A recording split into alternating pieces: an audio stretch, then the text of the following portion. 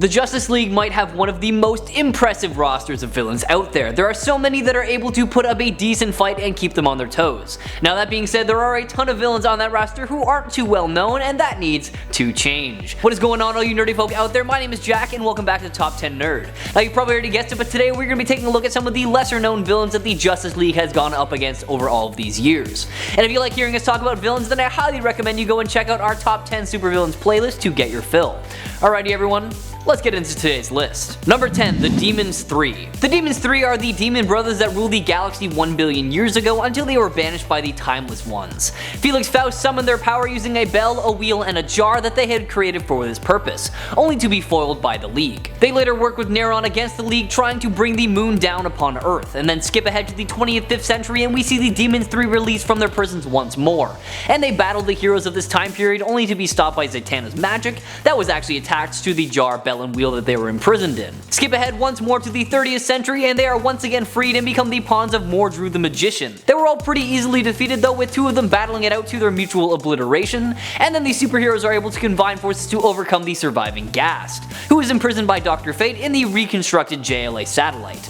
Check them out in 1962's Justice League of America, number 10. Number 9, Royal Flush Gang. Originally set up by Amos Fortune, who we will talk about just a little bit later, the Royal Flush Gang was a gang consisting of the Ace of Clubs, King of Clubs, Queen of Clubs, Jack of Clubs, and the Ten of Clubs. They committed petty thefts of valuables and technology or were hired out of their skills for others' gain, but they were stopped by the League every single time. A second gang was set up by Hector Hammond and came closer than the original gang to defeating the Justice League. After their original ace and android was destroyed, Fortune took over the gang and killed all the members of the first gang except for the Jack of Clubs. As time went on, the gang grew and eventually got to the point where Fortune introduced the heart and diamond suits as well. The face cards would still be the most senior with the role of ace, usually but not always as the muscle, either android or human, and then the tens control the minor members or the pips. These henchmen could gain or lose pips depending on their performance, with rivalry amongst them was not too common though.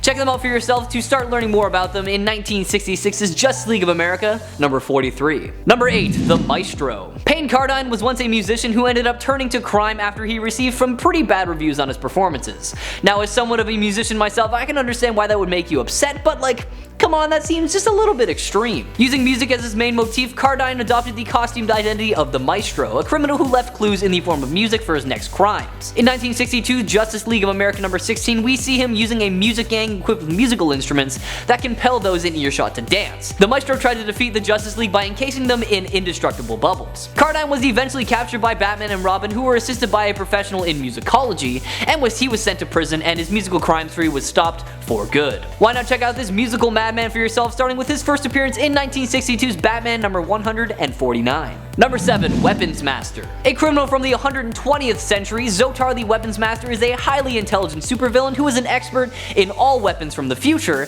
and an enemy to the Justice League. He went back in time with a cache of weapons to battle the League, believing that the one to defeat them would be invincible and able to batter the Intersolar Police, due to a book written by Wonder Woman herself which seemed to indicate that he was the one who defeated the League. Obviously he was defeated and was sent back to his time period where he went back to the drawing board and tried to figure out a weapon that would actually defeat them.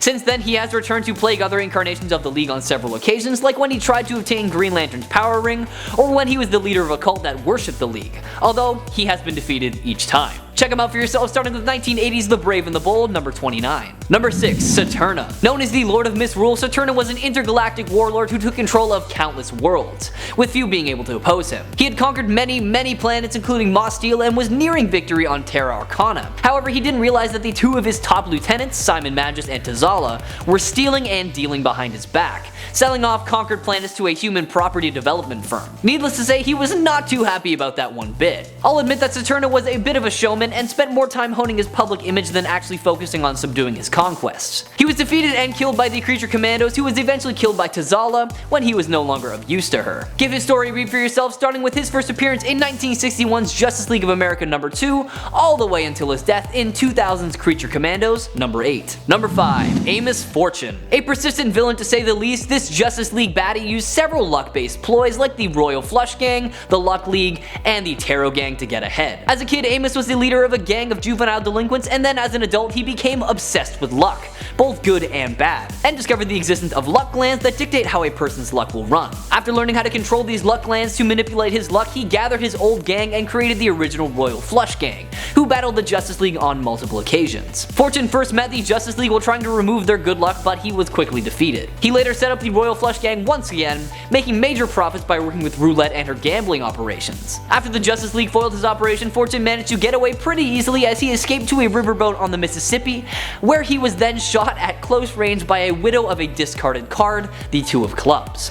Check out his story starting with 1961's Justice League of America, number 6. Number 4. Epoch, Lord of Time. A powerful being from the year 3786, Epoch, the Lord of Time, goes head to head with the Justice League of America using his Chrono Cube to peel back the fourth dimensional veil of time. Since his initial defeat by the JLA, this fugitive from the future learned how to move laterally and diagonally through history, accessing armies and weapons spanning across millions of years. His greatest desire was to conquer space and time, and to make sure his bid to rule all reality was successful, he sought out to eliminate the Justice League's ancestors, erasing them completely from existence, which he was more than capable of doing. At some point, the Lord of Time created a frozen moment in history called Time Point, and he eventually evolved into the being known as Epoch, who wanted to master the time stream, changing events to grant him power. Epoch seemingly died in the JLA Wildcats crossover, however he did return once again as the Lord of Time in the Brave and the Bold series.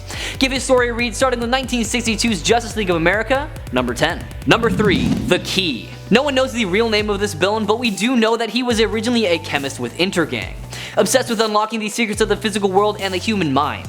To this end, he has augmented himself with chemical cocktails, boosting his baseline cognitive abilities into the superhuman range. A common opponent of the members of the Justice League of America, the Key will never be satisfied until he has picked the contents of their minds apart and cleared a path to total global domination. Although all his attempts to take down the JLA failed, that never stopped him from trying. At one point he manages to infiltrate the JLA's headquarters and traps the team in a fantasy realm of their own creation, intending to siphon off all of the energies of their inevitable victory in order to increase his power. He almost succeeds if it were not for the intervention of Connor Hawke, who beams up to the JLA headquarters while the Key is present due to a pre-arranged meeting to discuss him becoming a member of the League. He eventually returns to fight the Batman, attempting to provoke the Dark Knight into murdering him so he could escape life itself, but the plan proves unsuccessful.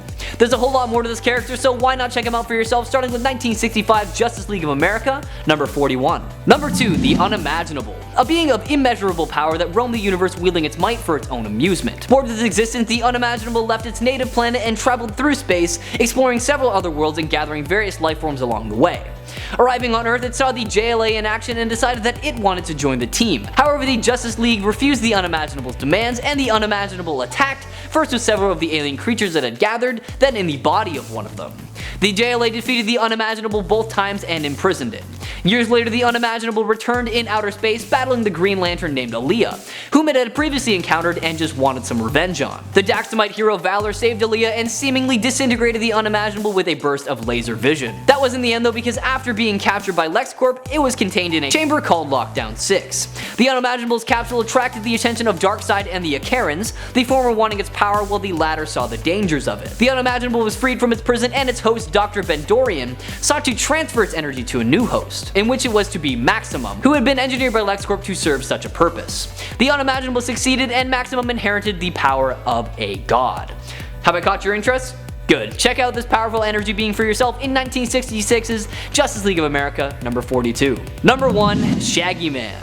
Created by Professor Andrew Zargarian, the Shaggy Man is a synthetic being that proved time and time again that it was pretty much unstoppable, as it was capable of regenerating its destroyed body parts and was also just ridiculously strong. To defeat the virtually immortal Shaggy, the original Justice League of America obviously created a second Shaggy Man to battle the first, and the two just duke it out in an underground cavern where they remain buried for all of eternity. It was later revealed that Aquaman put the unconscious Shaggy Man in a capsule and placed him 20,000 feet below the surface of the ocean just for safety's sake. The Shaggy Man was later freed by Hector Hammond and transported to the Justice League satellite. This time it was Green Lantern who succeeded in defeating him by using his power ring to shrink the monster to a miniature size and imprisoning him. Fast forward a bit and the Shaggy Man popped up in Arizona, where the Green Lantern just straight up dropped a mountain on him.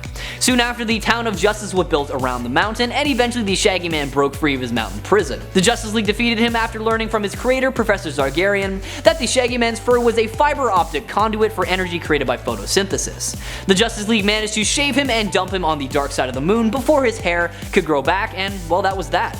Check them out for yourself, starting with 1966's Justice League of America. That'll be it for this video, everyone. If you've got some other lesser known Justice League characters that you are just dying to hear us talk about, let us know in the comments below, and maybe we'll see them pop up in a part 2 of this list. Now, if you haven't already, subscribe to Top 10 Nerd to stay up to date on all things nerdy, and while you're at it, why not ring that notification bell so you know whenever we upload a video.